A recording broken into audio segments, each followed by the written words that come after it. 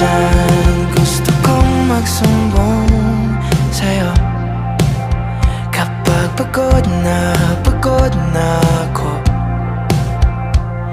Tama pa bang init na yakap mo ang